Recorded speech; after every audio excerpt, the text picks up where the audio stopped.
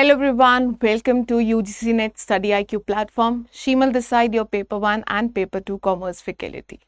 आज का सेशन इतना इंफॉर्मेटिव एंड यूजफुल रहने वाला है उन सभी स्टूडेंट्स के लिए, चाहे तो वो बिगनर्स हैं चाहे वो रिपीटर्स हैं, क्योंकि आज मैं आपके साथ ये डिस्कस करने वाली हूँ कि ऐसी कौन सी कॉमन मिस्टेक्स हैं जो आप लोग करते हो while preparing for your competitive exam, that is UGC net exam. अगर आप ऐसे स्टूडेंट हैं जो बोलते हैं कि मैम हमने एक बारी, दो बारी, तीन बारी एग्जाम को क्रैक करने की कोशिश की है बट हमारा जो नेट है वो भी क्लियर नहीं हो पा रहा है, उसका इकलौते कुछ ये जो टिप्स हैं या मैं कुछ बोलूँगी कुछ कॉमन जो मिस्टेक्स हैं जो हर बच्चा क्या है वाइल प्रिपेयरिंग करता है, तो आपने इन मिस्टेक से क्या है बचना है. तो भूलकर भी ये वाली मिस्टेक्स क्या है आपने नहीं करनी है. सो अगर आपका एम है अपना यूजीसी नेट जेआरएफ क्रैक करना, सो आप सही प्लेटफॉर्म पे आए हैं और आप सही वीडियो के ऊपर क्या है रीच किए हैं, क्योंकि आज मैं आपको 10 कॉमन मिस्टेक्स बताने वाली हूं जो आपको अपनी प्रिपरेशन के दौरान बिल्कुल भी नहीं दोहरानी है. और अगर आप इन 10 गलतियों से बचते हैं तो आप डेफिनेटली क्या है अपना जो जेआरएफ एग्जाम है वो क्लियर कर पाएंगे. चलिए, so moving towards the first topic, that is starting preparation too late. आपको पता है जैसे कि अभी फिलहाल जून 2024 में आपका एग्जाम होने वाला है. सो आपको ये भी पता है कि साल में 2 बारी एग्जाम होता है, एक जून में और एक दिसंबर में. अगर तो आप ऐसे स्टूडेंट हैं जो सोचते हैं कि जून एग्जाम होगा, जुलाई तक रिजल्ट आएगा, अगस्त सितंबर में आपकी एप्लीकेशन आएगी और फिर जाके क्या है जब एप्लीकेशन डेट जो अनाउंस होगी उसके बाद जाके आप अपना प्रिपरेशन स्टार्ट करेंगे, तो भाई माय डियर फ्रेंड्स आप गलत रूट पे जा रहे हैं. सो अगर आपने सोच ही लिया कि आपने दिसंबर वाला एग्जाम देना है तो इतना वेट क्यों करना.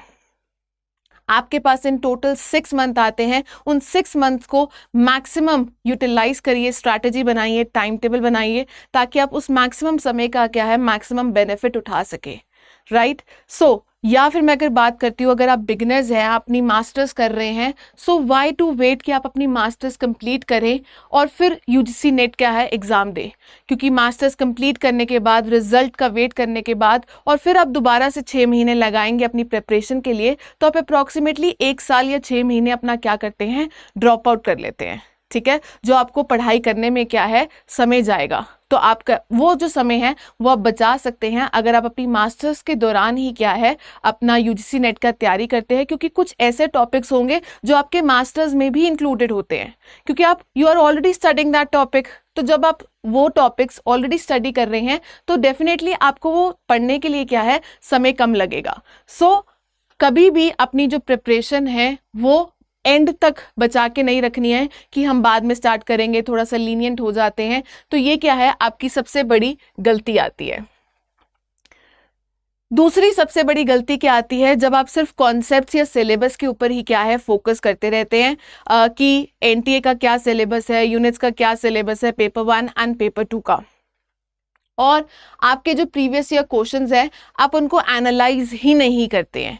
तो प्रीवियस ईयर क्वेश्चंस को एनालाइज करना बेहद इंपॉर्टेंट है. और इनफैक्ट मैं बोलूँगी कि सिलेबस कंप्लीट करने से पहले आपको एक बारी प्रीवियस ईयर क्वेश्चन पेपर को उठा के देखना चाहिए कि किस तरह के क्वेश्चन क्या हैं वहाँ से पूछे जाते हैं, ठीक है. तो आपको अगर कुछ पता होगा, आपने अगर प्रीवियस ईयर पेपर्स का एनालिसिस किया होगा, तो आपको मोस्ट रिपीटेड टॉपिक्स, ठीक है, या इंपॉर्टेंट टॉपिक्स क्या है पता चल जाएंगे. और आप वाइल स्टडिंग द कॉन्सेप्ट्स जब आप डिटेल में करते हो तो आप उन टॉपिक्स के ऊपर क्या है ज़्यादा इंपॉर्टेंस दे पाएंगे, right. So previous year question का एनालिसिस करना और अपना ट्रेंड देखना क्या है बेहद इंपॉर्टेंट है. तीसरी चीज़, लैक ऑफ टाइम मैनेजमेंट. हम क्या करते हैं सिर्फ कॉन्सेप्ट को पढ़ने में ही लगे रहते हैं, हम टाइम मैनेजमेंट करते ही नहीं है. मैम टाइम कैसे मैनेजमेंट करना है, इसके ऊपर आपको एक और सेपरेट वीडियो मिलने वाली है कि टाइम को कैसे मैनेज करना है ड्यूरिंग द एग्जाम. बट अगर मैं यहाँ पे छोटी सी बात करती हूँ कि टाइम मैनेजमेंट का मतलब क्या है, आपको एग्जाम में सिर्फ 3 घंटे मिलते हैं, है ना. जब आप खुद घर पे प्रैक्टिस करते हैं तो आप टाइम को देखते ही नहीं है कि आपको एक समय एक क्वेश्चन को सॉल्व करने में कितना समय लग रहा है. पर एग्जाम में तो घड़ी टिक टिक टिक टिक चलती रहेगी, तो आपके पास एक क्वेश्चन को सॉल्व करने के लिए हार्डली 30 से 40 सेकेंड्स होंगे. तो अगर आप टाइमर के साथ, ठीक है, मॉक टेस्ट को प्रैक्टिस नहीं करते हैं, टाइम के साथ नहीं चलते हैं, तो डेफिनेटली आपके जो क्वेश्चंस है वो छूट जाएंगे, आप अपना जो पूरा पेपर है वो कंप्लीट नहीं कर पाएंगे। सो अपने टाइम को मैनेज करना भी आपको सीखना पड़ेगा, क्योंकि ये काफ़ी बच्चों की दिक्कत रहती है कि मैम हम तो सारे क्वेश्चंस को अटेम्प्ट ही नहीं कर पाए। और सबसे बड़ा नुकसान ये आता है कि यूजीसी नेट में तो नेगेटिव मार्किंग भी नहीं है, तो अगर आप कोई क्वेश्चंस बिना अटेम्प्ट करके छोड़ कर आ रहे हैं तो वो तो आपको पूरा पूरा लॉस माना जाता है। चलिए नेक्स्ट देखते हैं, practice your concept at the same time. अब सपोज करें आप पेपर 1 में टीचिंग एप्टीट्यूड, रिसर्च एप्टीट्यूड कर रहे हैं, आपने टीचिंग एप्टीट्यूड कर लिया, आपने उसके टॉपिक वाइज क्वेश्चंस ही प्रैक्टिस नहीं किए, यूनिट वाइज प्रैक्टिस नहीं किए, आप नेक्स्ट यूनिट के ऊपर चले जाते हैं, रिसर्च एप्टीट्यूड के ऊपर, आप वो यूनिट भी खत्म कर लेते हैं, आप कम्युनिकेशन के ऊपर चले जाते हैं, तो ये गलत अप्रोच आता है। आपकी जो कॉन्सेप्ट नॉलेज है, आपको कैसे पता चलेगा कि जो आप नॉलेज ले रहे हैं उसको अप्लाई करना आपको आता है या नहीं आता है? तो जब भी आप कोई चैप्टर पढ़ते हैं, जब भी आप कोई यूनिट करते हैं, तो उस यूनिट से रिलेटेड क्वेश्चंस को भी प्रैक्टिस करें उसी समय, ताकि आपको पता चले कि किस तरह के क्वेश्चंस वहाँ पे पूछे जाते हैं और आपने अपनी नॉलेज को किस तरह उन क्वेश्चंस के ऊपर प्रैक्टिकली अप्लाई करना है। तो वो जो एनालिटिकल थिंकिंग आती है वो यहाँ पे डेवलप होती है। पढ़ना इजी है क्योंकि हम बैचलर्स करते आए हैं, मास्टर्स करते आए हैं, हम पढ़ते तो आए हैं, पर हमने कभी ऑब्जेक्टिव टाइप क्वेश्चंस नहीं दिए, आंसर नहीं दिए। तो अपनी नॉलेज को किस तरह प्रैक्टिकली अप्लाई करना है क्वेश्चंस में, वो आपको साथ ही साथ सीखना पड़ेगा, क्योंकि जितनी ज़्यादा आप प्रैक्टिस करेंगे उतना ज़्यादा हेल्पफुल रहेगा आपको अपने एग्जाम्स के लिए। नेक्स्ट आता है फॉलो 1 रिसोर्स एंड 1 टीचर। कई लोग क्या करते हैं, अगर आप बिगिनर्स हैं तो yes definitely you will search for many books, many resources, many teachers, कि आपको किसका समझ आता है। पर एक बारी अगर आपको कोई पर्टिकुलर टीचर का जो कॉन्सेप्ट है, सब्जेक्ट है, वो समझ आ जाता है, प्लीज स्टिक टू देम। एक रिसोर्सेज के ऊपर रहें, एक टीचर को फॉलो करें, एंड नहीं तो जितने ज़्यादा रिसोर्सेज, जितने ज़्यादा टीचर्स लेंगे उनकी उतनी ही ज़्यादा मेथडोलॉजीज होती हैं, ठीक है। आप चीज़ों को रिपीट भी करते हैं, ठीक है, और कहीं ना कहीं कुछ चीज़ें क्या हैं, कॉन्फ्लिक्ट भी कर जाती है, तो वो आपके मन में स्टार्टिंग में क्या है, कन्फ्यूजन क्रिएट कर देंगे। तो पहले तो ज़रूर आप अपना सर्च करें कि कौन सा आपको किस टीचर का सबसे बेस्ट समझ आता है, कौन सी बुक है जो आप रेफर करना चाहते हैं। बट टू मैनी रिसोर्सेज, वो कहते हैं ना, too many cooks spoils the cook की बात की जाती है, तो उसी की बात की जाती है कि too many resources can lead to negative results, right. So अपने जो रिसोर्सेज है वो लिमिटेड रखिए, 1 रखिए, 2 रखिए, पर इससे ज्यादा ना रखिए। Focusing only on the 1 subject, ये काफी लोग क्या है गलती करते हैं कि पेपर 1 एंड पेपर 2, आप सभी को पता है 2 पेपर्स आते हैं। पेपर 1 जो सभी के लिए कॉमन है, जर्नल की बात की जाती है, और पेपर 2 जो क्या आता है, सब्जेक्टिव आता है। जैसे कि मेरा क्या आता है, कॉमर्स आता है, आपका एजुकेशन हो सकता है, मैनेजमेंट हो सकता है, right. So most of the student क्या बोलते हैं कि मैम पेपर 1 में तो क्या है 50 क्वेश्चंस ही हैं, पेपर 2 की जो वेटेज है वो 100 क्वेश्चंस की है। 100 क्वेश्चंस मतलब 200 मार्क्स की बात की जाती है। तो आप लोग क्या करते हो, ज़्यादा जो फोकस है वो पेपर 2 के ऊपर देते हैं और पेपर 1 को क्या है टोटली इग्नोर कर देते हैं। सो कभी भी एक सब्जेक्ट को फोकस नहीं करना है, ठीक है। आप थ्योरेटिकल लवर हैं या प्रैक्टिकल लवर्स है, सभी को क्या है इक्वल वेटेज देनी है, ठीक है। अपने स्ट्रेंथ के ऊपर फोकस करिए, पर अपनी वीकनेस के ऊपर भी आपने काम करना है। तो अगर आपको जेआरएफ क्रैक करना है तो आपको दोनों पेपर्स को क्या है इंपॉर्टेंस देनी पड़ेगी, ठीक है। So focusing on only on the 1 subject is your major common mistake जो आप करते हैं while preparing for your exam. Ignoring paper 1 general paper, जैसे कि मैंने बोला अगर आपको जेआरएफ क्लियर करना है तो उसका रास्ता क्या है, पेपर 1 से ही होके जाता है। पेपर 2 तो सब्जेक्टिव है, बहुत वास्ट है, बट पेपर 1 में अगर ये लेंदी भी है तो कुछ ऐसे क्वेश्चंस हैं जो पेट हैं, जो सेम टॉपिक, सेम चीज़ें क्या है रिपीट होती है। क्वेश्चंस चाहे रिपीट ना हो पर वो टॉपिक्स डेफिनेटली क्या है रिपीट होते हैं, और आप इजीली उन स्ट्रैटेजीज के थ्रू क्या है अपने पेपर में क्या है आउट ऑफ 50 क्वेश्चन 35 क्वेश्चन तो बिल्कुल क्या है सही कर पाएंगे। तो 35 क्वेश्चंस का सही करने का मतलब क्या है आपके 70%, और अगर आप 70% प्लस स्कोर कर लेते हैं पेपर 1 में तो आप अपना JRF क्रैक कर सकते हैं। बिसाइड्स दिस कि आपके पेपर 2 में भी 70% आ रहे हैं, ठीक है। सो आपने कभी भी अपने पेपर 1 को क्या है इग्नोर नहीं करना है। पेपर 2 अगर आप दिन में 4 घंटे पढ़ते हैं तो एटलीस्ट 1-2 घंटे अपने पेपर 1 को भी दीजिए। फाइन, ये गलती मैंने की है, ठीक है। मैंने पेपर 1 को बिल्कुल भी फर्स्ट टाइम जब मैंने 2017 में पेपर क्लियर किया था, 2 मैंने फर्स्ट टाइम में क्लियर किया था, बट मेरे पेपर 1 में नंबर बहुत कम आए थे। फाइन, क्योंकि मैंने पेपर 1 को इतना इंपॉर्टेंस ही नहीं दिया था। मैंने बोला था पेपर 1 तो जर्नल पेपर है, इसमें क्या ही पढ़ना, पर उसी के थ्रू क्या है आपका JRF क्लियर हो सकता है, ठीक है। एंड पेपर 1 को क्या है आपने बिल्कुल भी इग्नोर नहीं करना है।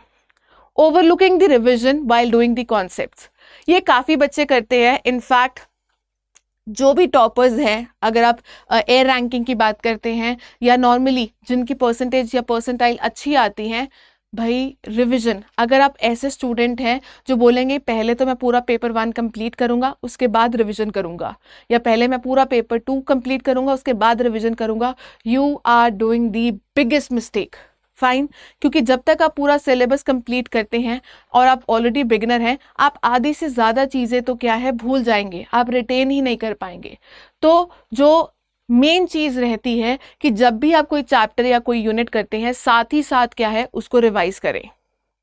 डेली रिवीजन भी करनी है, और अगर आप एक हफ्ते में एक यूनिट को ख़त्म करते हैं तो मेक श्योर जो आपका संडे है आप उसमें पूरा यूनिट क्या है उसको दोबारा रिवाइज करें। तो जितना ज़्यादा आप चीज़ों को रिवाइज करेंगे उतना ज़्यादा आपको कॉन्सेप्ट क्लैरिटी होगी, उतनी ज़्यादा चीज़ें क्या है आप रिटेन कर पाएंगे, और उतना ही ज़्यादा क्या है आप एग्ज़ाम में उसको याद रख पाएंगे। तो रिवीजन, जो डेली रिवीजन है वो मस्ट है, और ये गलती आपने बिल्कुल नहीं करनी है कि रिवीजन हमेशा एंड में रखना है कि पहले मैं पूरा पेपर 1 फिर मैं पूरा पेपर 2 और लास्ट के जो आखिरी 15 दिन 10 दिन या महीना होगा उसमें मैं रिवीजन करूंगा। तो अगर आप ऐसा कर रहे हैं तो आप बहुत बड़ी गलती कर रहे हैं। उसके बाद आता है not practicing the mock test. अब मॉक टेस्ट स्टार्टिंग की मैं बात नहीं करती हूँ, पर अगर आप लास्ट 1 मंथ स्ट्रैटेजी की बात करते हैं तो उसमें मैं डेफिनेटली बोलती हूँ कि भाई आपको जो मॉक टेस्ट है वो प्रैक्टिस करने चाहिए, क्योंकि ये जो कॉम्पिटिटिव एग्जाम है ये आप अकेले नहीं दे रहे हैं, ये आप बहुत सारे लाखों स्टूडेंट्स के साथ दे रहे हैं। तो आपको ये पता होना चाहिए कि आपके कॉम्पिटिटर्स कौन हैं, राइट, आप कहाँ पे स्टैंड करते हैं in comparison to the others की मैं बात अगर करती हूँ। फाइन, और साथ ही में क्योंकि मॉक टेस्ट में आपका टाइमर भी चलता है, टिक टिक घड़ी भी चलती है, तो आपको यहाँ पे टाइम मैनेजमेंट भी करना आ जाता है कि कैसे कम समय में आपको क्वेश्चंस को पढ़ना है, समझना है, और कैसे एलिमिनेशन मेथड से, स्मार्ट ट्रिक से आपको उन क्वेश्चंस को क्या है स्मार्टली क्या है आंसर करना है। सो मॉक टेस्ट करने से आपकी काफ़ी अच्छी प्रैक्टिस होती है, और अगर आप मॉक टेस्ट नहीं कर रहे हैं, again you are doing a common mistake and getting stress during the exam.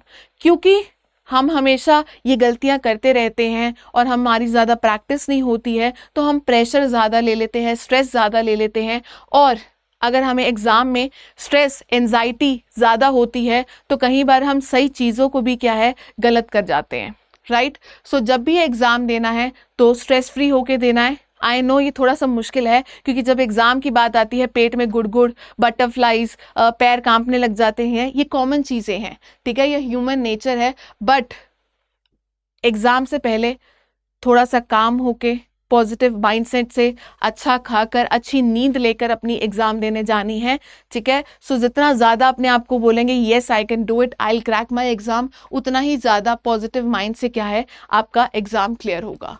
सो आपने इन टोटल क्या करना है, इन 10 चीज़ों के ऊपर ध्यान देना है, और आपने इन 10 चीज़ों को क्या है बिल्कुल भी नहीं करना है। So these are your common mistakes जो हर बच्चा करता है while preparing for the exam.